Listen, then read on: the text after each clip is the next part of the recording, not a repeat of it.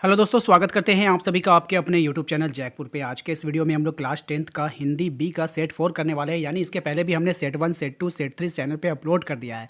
यदि आप लोगों ने नहीं देखा है तो लिंक आपको डिस्क्रिप्शन में दे देंगे प्लेलिस्ट का, वहाँ पे जाकर के आप अपने सभी वीडियो को अच्छे से देख सकते हो और अपनी प्रिपरेशन को अच्छा कर सकते हो। तो चलिए स्टार्ट करते हैं।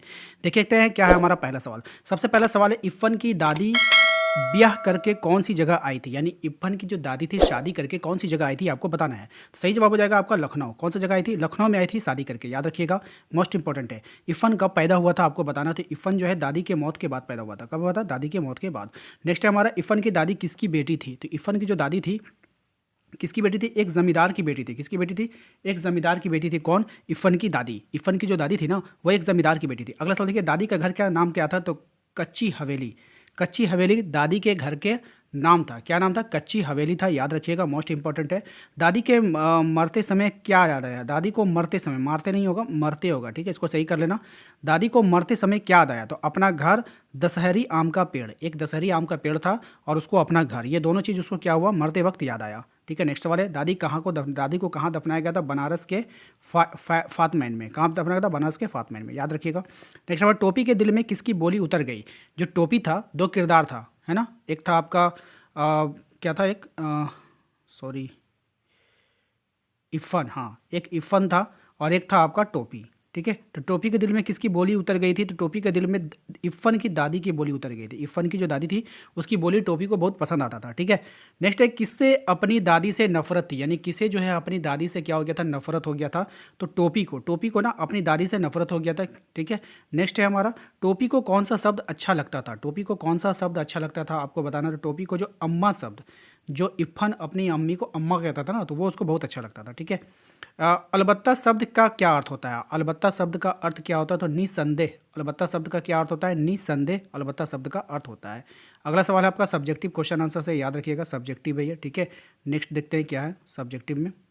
टोपी ने इफ़न से दादी बदलने की बात क्यों कही थी। टोपी ने इफ़न से दादी बदलने की बात क्यों कही थी? आंसर देख लीजिए इसका। टोपी की दादी कट्टर धार्मिक पंथी महिला थी। जो टोपी था ना, वो हिंदू धर्म से ताल्लुक़ रखता था, इफ़न मुस्लिम धर्म से ताल्लुक़ रखता था। तो जो टोपी की दादी थी वो कट्टर धार्मिक पंथ की महिला थी।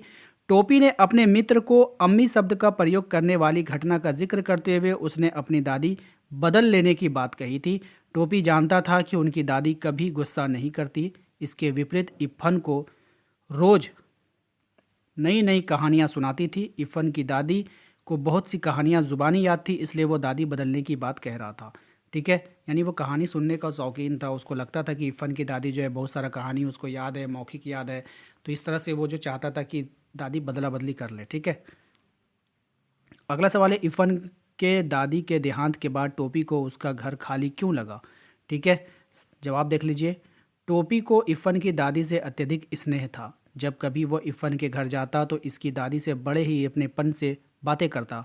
घर में मिली शिक्षा के कारण वो उनके हाथ की कोई चीज़ भले ही ना खाता हो, परंतु उनसे स्नेह इतना था कि उनकी मौत के बाद जब उनके घर गया तो उसे इफ़न का घर बिल्कुल सूना सूना सा लगने लगा। ठीक है, अगला सवाल देखो, इफ़न की दादी मायके का घर कस्टोडियन में क्यों चला गया।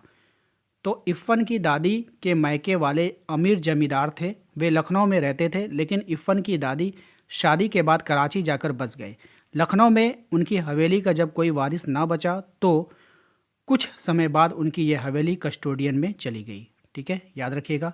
तो उम्मीद करते हैं कि आप लोगों को आज का ये वीडियो पसंद आया होगा। वीडियो पसंद आया तो लाइक कर दीजिएगा, नहीं भी पसंद आया तो प्लीज़ लाइक कर दीजिएगा। सपोर्ट चाहिए आप लोगों का, लाइक कर दीजिएगा। सब्सक्राइब नहीं किए होंगे तो सब्सक्राइब कर लीजिएगा, बेल आइकन को जरूर प्रेस कर लीजिएगा ताकि हर एक वीडियो का नोटिफिकेशन आपके मोबाइल पर जाता रहिए। अपने WhatsApp group, Telegram group, Instagram group से जरूर जुड़े। सभी का लिंक आपको डिस्क्रिप्शन में दे दिया गया, तो एक बार डिस्क्रिप्शन को जरूर चेक कर लीजिए। मिलेंगे आप लोग अगले वीडियो में। Thank you.